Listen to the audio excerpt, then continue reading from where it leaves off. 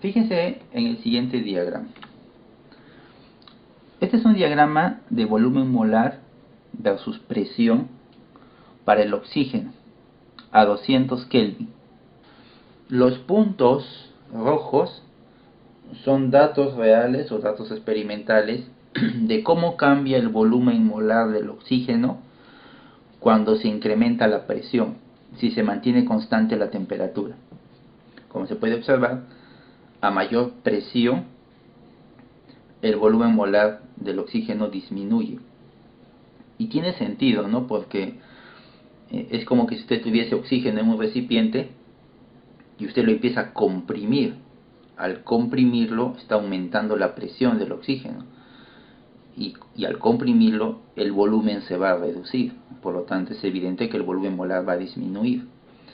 Noten que las escalas son logarítmicas, ¿no? Es decir, que las magnitudes se incrementan o se reducen de manera exponencial. ¿Okay? La línea negra, o la línea punteada con guiones negros o con puntos negros que están ahí, representa cuál sería el volumen molar del oxígeno a 200 Kelvin si el oxígeno fuese un gas ideal. Es decir, esa línea negra punteada ha sido calculada utilizando la ley de los gases ideales. Usted sabe que a partir de la ley de los gases ideales el volumen molar es igual a la constante R por la temperatura entre la presión. Como tengo la temperatura, entonces a partir de una presión puedo calcular el volumen molar. Y podemos observar que los resultados que da la ecuación de los gases ideales prácticamente son casi exactos o están muy cerca al valor real del volumen molar del oxígeno a esas presiones. Aquí, cuando la presión es baja, vemos que el resultado del modelo del gas ideal es prácticamente el mismo que del volumen real del oxígeno.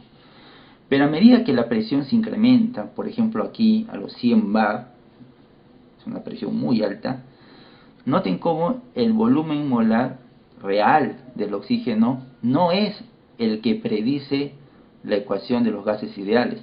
El volumen real es un poco menor al que se obtiene con la ecuación de los gases ideales. Yo podría decir entonces que a estas presiones el modelo o la ecuación de los gases ideales no da resultados muy próximos al valor real. Pero también yo podría decir que, bueno, si bien es cierto, no da el valor exacto, pero tampoco no hay mucha diferencia, ¿no? Por ahí podría decir que da un valor aproximado en todo caso. Y todavía yo podría utilizar la ecuación de los gases ideales para calcular el volumen molar a estas condiciones de alta presión. Estos son los volúmenes molares para el metano a la misma temperatura y variando la presión. Como puede observarse, para el metano, el modelo del gas ideal también da buen resultado cuando la presión es baja. Mire aquí, ¿ve? Coincide con la línea punteada. En cambio, cuando la presión empieza a incrementarse, al igual que el oxígeno, el modelo del gas ideal, el resultado que se obtiene del modelo del gas ideal, no es igual al volumen real del metano. Si usted recuerda la ecuación del gas ideal, es así, ¿no? El volumen molar es igual a R por T sobre P. Note que en esas tres variables, ninguna de las tres hace distinción entre el oxígeno y el metano. R es una constante, T es la temperatura, P es la presión.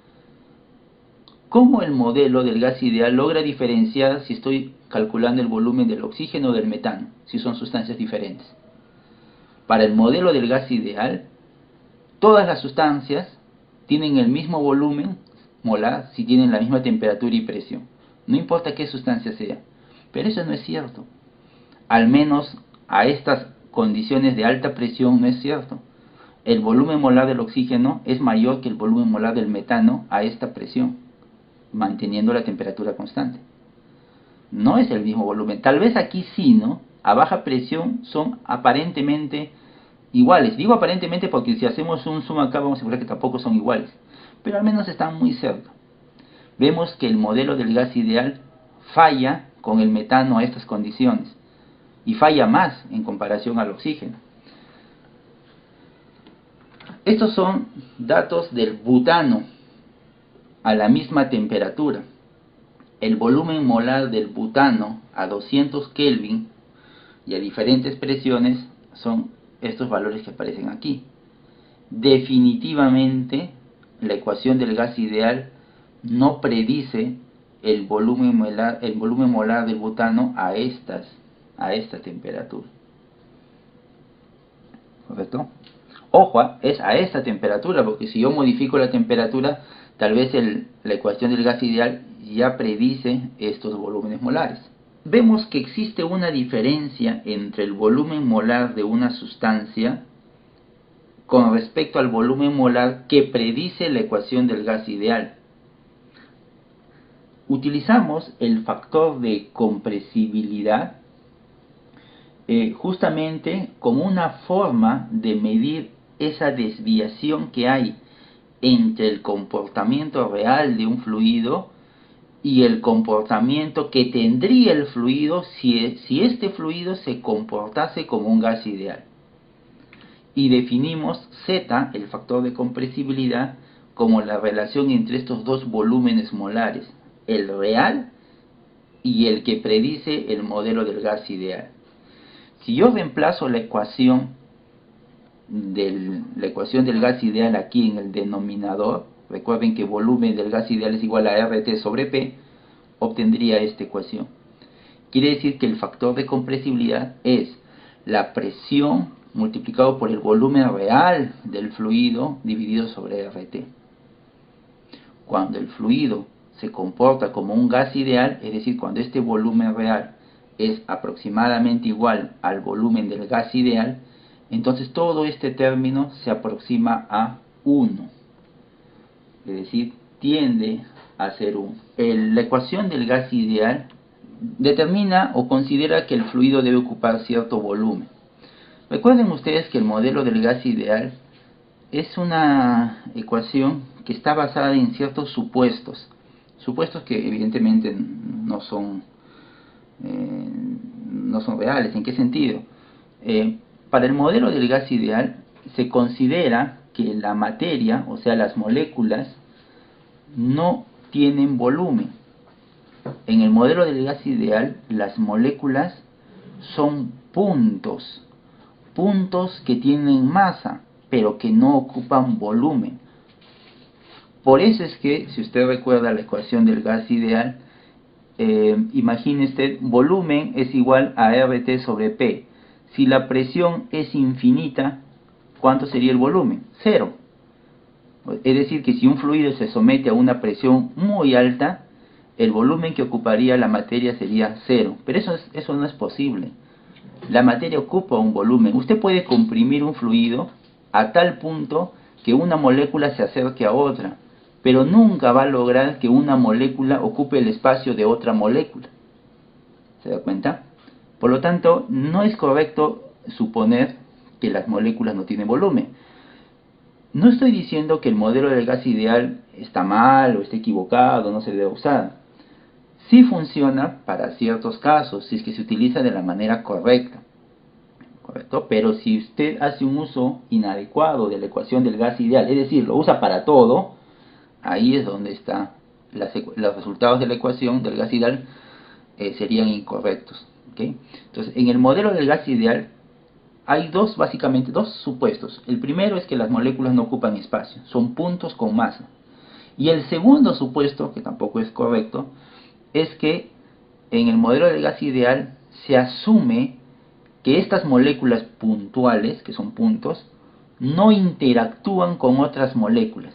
Es como si una molécula estuviese sola en ese espacio. No sabe de la existencia o de la presencia de otra sustancia. Es como si esas moléculas, esos puntos, nunca chocasen con otra molécula. Como si estuviesen vagando libremente por todo ese espacio. La presencia de las otras sustancias no influye en el comportamiento de una molécula. Eso no es cierto. Los fluidos, las moléculas de un fluido interactúan entre sí. Hay interacción. Los fluidos reales, sus moléculas, tienen un volumen, no son puntos. Y mientras más grande es o mayor es el peso molecular, pues mayor es el volumen que ocupan las moléculas, ¿verdad? Y no solamente eso, las moléculas interactúan entre sí. Es decir, cuando se aproximan, cuando dos moléculas se acercan, se producen fuerzas de interacción, fuerzas de atracción en algunos casos. En otros casos hay fuerzas de repulsión. Y esas fuerzas atractivas y repulsivas hacen que el comportamiento global del fluido cambie. Y uno de esos cambios se manifiesta en el volumen. Por ejemplo, generalmente tienden a ocupar menos volumen del que ocuparía si es que las moléculas se comportasen como gas ideal. Si se comportasen como gas ideal, el volumen que ocuparía sería este. Pero los fluidos reales no ocupan ese volumen, ocupan un volumen menor. ¿Se da cuenta?